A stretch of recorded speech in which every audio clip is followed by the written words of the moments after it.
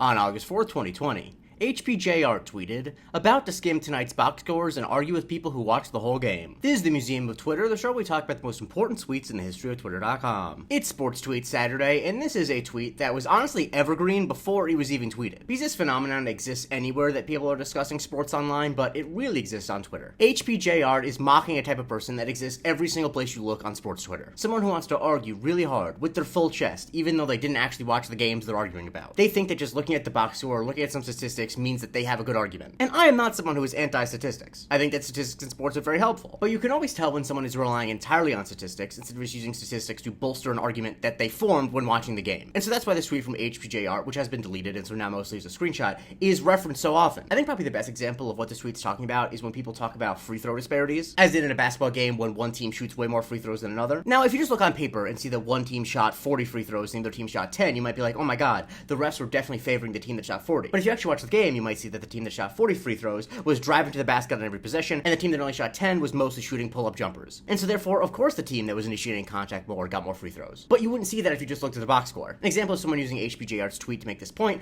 is when Barstool IU, the Barstool account for Indiana University, posted about Purdue beating Northwestern and having a free throw disparity of 46-8. Now, I didn't watch this game, I don't know what actually happened, but the Barstool account for Purdue quoted the Barstool account for IU and posted HPJR's screenshot. Now, this tweet has gotten a lot of traction again recently because of something involving Stephen A. Smith. If you're a sports fan, you definitely saw this, where someone caught Stephen A. Smith playing solitaire in the middle of an NBA Finals game when he was in the arena, and then was about to talk about it during a halftime show. He was about to be paid to talk about the game that he was in the arena for, but he couldn't bother to pay attention, so he was playing solitaire on his phone. And so Frank Ntilikina fan went viral for quoting the photo of Stephen A. playing solitaire with the HBGR screenshot. And he said, Stephen A. Smith going to work every day. Because that man just does not watch the games. But Mansa Musa Paper did quote that tweet and said, this whole app, really. Because seriously, once you know what to look for, once you realize, like, wait, there are a lot of people who argue about sports who don't actually watch the games, you can see it everywhere. Like when this guy Kenny Caraway was arguing about Brock Purdy and Josh Allen, and the only thing he cited was the amount of yards they threw for. Jared Bailey quoted that with the screenshot. Because if you actually watch them playing games, you definitely know that Josh Allen is a better player than Brock Purdy. Or earlier this basketball season when Rob Perez was tweeting about this Anthony Davis free throw situation, Tuxedo Cake said 78% on the year. Not horrible? To which Rob responded, skimming box scores and going to argue with people who watch the game. Because the point he was making is that Anthony Davis was missing a lot of clutch free throws. There are multiple games that might have been decided on Anthony Davis missing free throws. This is the thing you would know if you watched the Los Angeles Lakers play basketball at the time. This is the thing you would not know if you just skimmed the box scores. Because the box scores just say the percentage of free throws he made. Or this guy Dean, who has a Joel Embiid profile photo, so I assume he's a Joel Embiid stan, tweeted a stat line from Giannis Antetokounmpo where he had 28 free throw attempts. And he said 28 free throw attempts and not a peep about it on the timeline LMAO. The point he was trying to make is that people criticize Joel Embiid all the time for getting ticky-tack free throws and they don't criticize Giannis. And this led Andrew to say, y'all really just skim the box score and act like you watch the games, huh? Because while I've not seen this game specifically, I have seen games where Giannis gets to the free throw line like 28 times and he usually deserves it. Because the man drives really strong at the basket and often gets like whacked on the entire time. But even if that's not the case, just looking at the stat line does not tell you anything. And some people really don't even know what they're looking at. Like they got me posted a stats comparison of Angel Reese and Caitlin Clark when they played each other in the women's college basketball tournament, and they said it was never a one-on-one like they tried to make it. This led the U to say, about to skim tonight's box scores and argue with people who watch the full game. Because yes, if you just look at the box score, Caitlin Clark had many more points and many more assists. While Angel Reese did have more than double the amount of rebounds. And while I think that Caitlin Clark probably did have a better individual performance at the game in question, it definitely was close, because what the box score doesn't tell you is that Angel Reese is 6'3" and has really long arms and plays really good defense. You could see that she had a major impact on the game if you just watched the game instead of just looking at a graphic that you saw on ESPN. And honestly, it's not just Stephen A. Smith in terms of professionals who do this. In 2023, LeSean McCoy went on to Fox Sports 1 and said about Justin Herbert,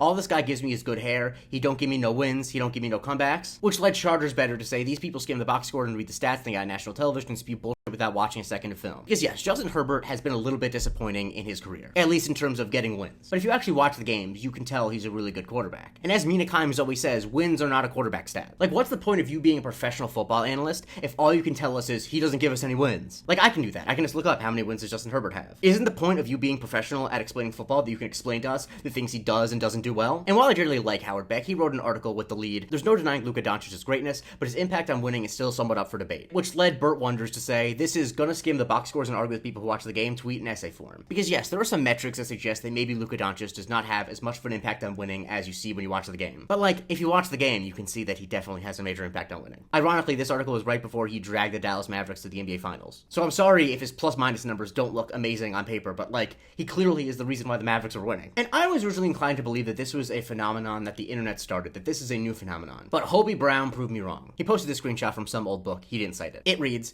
"A Neapolitan fought 14 duels to prove that Dante was a greater poet than Ariosto. At his deathbed, his confessor desired him, by way of penance, to acknowledge the superiority of Ariosto. Father," answered the dying man, "to tell the truth, I never read either Dante or Ariosto." Which led Hobie to say, this is the late Middle Ages version of I'm about to skim the box scores tonight and argue with people who watch the game. So people have been doing this since the Middle Ages. I guess it's just an innate human desire to have an argument about something that you don't understand and don't even try to understand. I guess there's some comfort in knowing that this has existed forever. Follow me for a new tweet every day, and if you like the show, please consider subscribing to patreon.com/Museum of Twitter, where you get to vote for what I cover on Subscriber Sunday, and you also get access to a weekly bonus episode called The Museum of Not Twitter.